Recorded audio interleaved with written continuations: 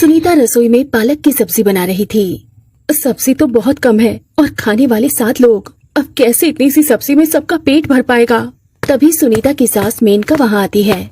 बहू, खाने की व्यवस्था हुई कि नहीं? माँ जी, सब्जी बहुत कम है। तो दूसरी कोई और भी सब्जी बना ले। कैसे बनाऊं माँ जी, घर में सब्जी ही नहीं है। ये आज बाजार गए थे तो वहाँ सब्जियों के दाम ज्यादा देखकर ये बस पाव किलो पालक की सब्जी ही लेकर आए। एक तो गरीबी हमें जीने नहीं दे रही, ऊपर से इस महंगाई ने नाक में दम करके रखा है। एक काम कर बहू, राशन के जो चावल है ना, तू थोड़े वही बना ले। मेनका बाहर चली जाती है। भगवान जी, आखिर क्यों हमें इतनी परेशानियों का सामना करना पड़ रहा है। थोड़े समय बाद सुनीता बाहर आती है तो बाहर उसके इस एक कमरे के ससुराल में उसके सास ससुर, 2 ननद, दादी सास और पति ये सब थे। सुनीता के ससुराल वाले बड़ी गरीबी में अपना जीवन बिता रहे थे। तभी सुनीता सबको खाना देती है। भाभी, थोड़ी और दीजिए ना मुझे सब्जी, मुझे बहुत भूख लगी है। सब्जी थोड़ी ही बनी है रिया, तुम चावल खा लेना। रोज रोज चावल नहीं खाया जा रहा मुझसे भाभी। अनुज बेटा, अगर तुझे इस गांव में कोई काम नहीं मिल रहा है तो तू शहर जाकर काम कर। बेटा, आखिर कब तक ऐसे चलेगा? इतना बड़ा परिवार है हमारा, कैसे होगा सबका पालन पोषण? आप ठीक कह रहे हो दादी। वैसे भी इस गांव में कुछ नहीं रखा है। एक कारखाने में बड़ी मुश्किल से काम मिला था, वो भी बंद हो गया। अनुज बेटा, शहर में मेरा एक दोस्त है हरीश, तू उससे जाकर मिल। वो तुझे वहाँ कोई अच्छा सा काम दिला देगा। ठीक है बाबा, मैं कल ही शहर चला जाता हूँ। अगर वहाँ अच्छा काम मिल जाता है तो मैं वहीं किसी किराए के मकान में रह लूंगा और आपको महीने के महीने पैसे भेजता रहूंगा। अनुज के पास इस समय कोई काम नहीं था। अगले दिन अनुज एक बस में बैठकर शहर की ओर जा रहा था। तभी अचानक उस बस में आग लगने से बस में बैठे सभी यात्रियों की मौत हो जाती है। उन सब यात्रियों में अनुज भी था। अनुज की मौत की खबर सुनकर पूरे परिवार में मातम सा छा जाता है। जैसे तैसे सब एक दूसरे को संभाल कर हिम्मत देते हैं। कुछ दिनों बाद सब घर में बैठे थे। माँ जी, सारा राशन तो खत्म हो गया, अब मैं खाना कैसे बनाऊं? बहू, हमारे पास तो 1 पैसा नहीं है। जब से अनुज गया है इस घर में सांस लेना भी हमारा मुश्किल हो चुका है। मैं अपने किसी जान पहचान वाले से कर्ज मांग कर लाता हूँ।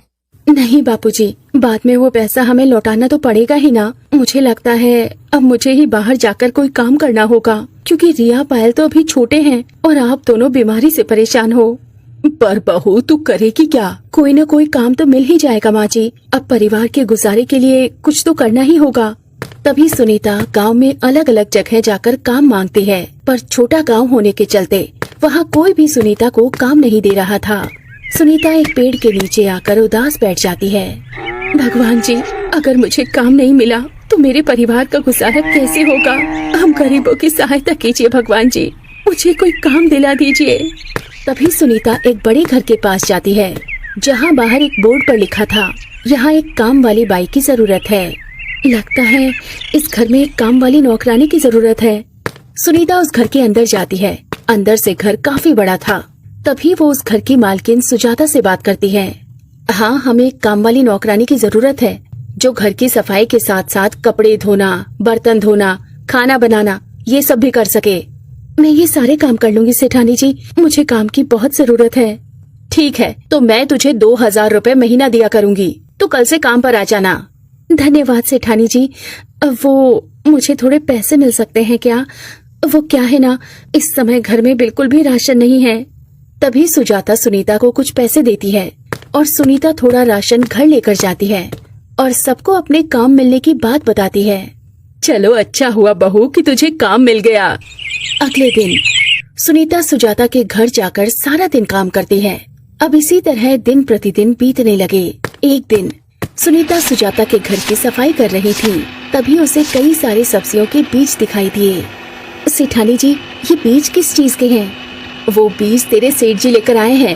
वो खेत में इस बार सब्जी उगाने वाले हैं। सब्जी के दाम तो इस बार आसमान छू रहे हैं सेठानी जी। अच्छा किया जो सेठ जी इस बार सब्जी उगा रहे हैं। सुजाता का पति गांव में खेती करता है। अगर मैं भी अपने आंगन में सब्जी उगाऊंगी तो हमें भी थोड़ी सब्जी मिलती रहेगी।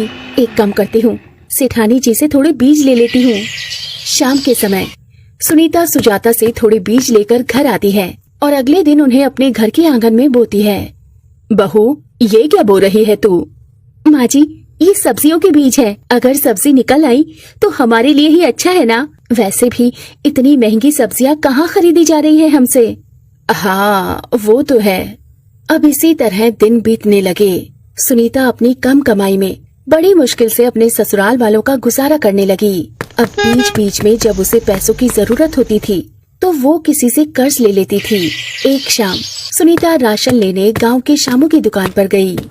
शामू भाई, थोड़ा राशन उधार मिल सकता है क्या? मैं 1 तारीख को आपके पैसे दे दूंगी। सुनीता बहन, मैं पहले ही आपको 1000 रुपए का राशन उधार दे चुका हूँ। अब पहले आप वो पैसा लौटाइए, उसके बाद ही मैं आपको उधार राशन दूंगा। मुझे भी अपनी दुकान में माल भरना पड़ता है। अभी 1 तारीख को 10 दिन बाकी है शामू भाई, और घर में जरा भी राशन नहीं है। तभी शामू इस बार सुनीता को उधार देने से मना कर देता है। अब आंगन में जो उसने सब्जी उगाई थी वो अब काफी बड़ी हो चुकी थी।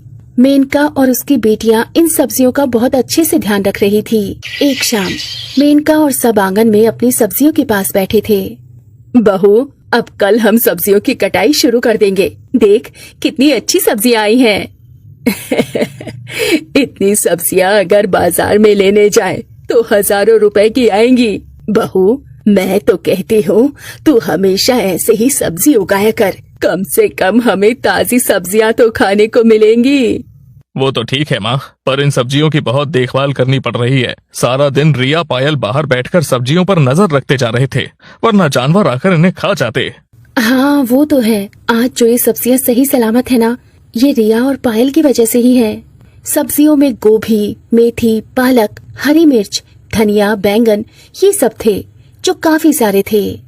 इसका मतलब हमें ऐसी जगह सब्जी उगानी होगी जहाँ बकरियों या किसी और जानवर का खतरा ना हो। पर ऐसी जगह कहाँ हो सकती है जहाँ बकरियाँ चाहकर भी ना जा पाए। सब सोचने लगते हैं, अरे हाँ, हमारे घर की छत है ना, हम छत पर सब्जियाँ उगाएंगे। हाँ बहू, सही कहा तूने। वहाँ तो कोई जंगली जानवर भी नहीं आ पाएगा। ठीक है, तो हम सब्जियों की खेती छत पर ही करेंगे। बहू, तू सुजाता बहन से और बीज ले आना।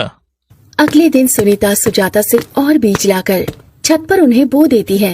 रात का समय। माँ जी, ये सब्जियाँ तो बहुत सारी हैं। हम इनमें से थोड़ी सब्जियाँ बेचकर राशन ले आते हैं और बाकी सब्जियाँ घर के लिए रख देते हैं। ठीक है बहू। अगले दिन शाम में सुनीता छत पर मिट्टी में पानी डाल रही थी। तभी उसकी नजर अपने घर के पड़ोस वाले घर पर पड़ती है, जिसकी छत काफी बड़ी थी। शर्मा काका के घर की छत तो कितनी बड़ी है, इस पर तो आधा खेत भरकर सब्जियां उगाई जा सकती हैं। तभी शर्मा के घर की छत पर शर्मा की पत्नी शीतल आती है। क्या बात है सुनीता बहू, तूने तो छत पर ही खेती कर ली। जी काकी जी, क्या करें, अब गरीबी के कारण सब्जियां खरीदी नहीं जा रही, तो सोचा मैं खुद ही सब्जियां उगा लेती हूँ। पर ये छत इतनी छोटी है कि यहाँ बस थोड़ी ही सब्जियां उगाई जा रही हैं। काश कि हमारा घर भी आपकी तरह बड़ा होता तो हमें ज्यादा सब्जियां उगाने को मिल जाती। अगर तुम चाहो तो हमारे घर की छत पर भी खेती कर सकती हो, क्योंकि हमारा छत पर ज्यादा आना जाना नहीं है। सच काकी जी? हाँ, पर बदले में थोड़ी सब्जियां जरूर लूंगी तुमसे। जी जी काकी जी, जरूर। बहुत बहुत धन्यवाद आपका काकी जी। फिर क्या था, सुनीता शीतल की बड़ी छत पर भी मिट्टी डालकर वहाँ बीज बो देती है और रोज दोनों छत की मिट्टी को पानी देने जाती। अब कुछ ही दिनों में उस मिट्टी के अंदर से फसल निकलना शुरू हो जाती है। जैसे तैसे कुछ महीनों बाद सुनीता की कई सारी सब्जियां निकल आती हैं।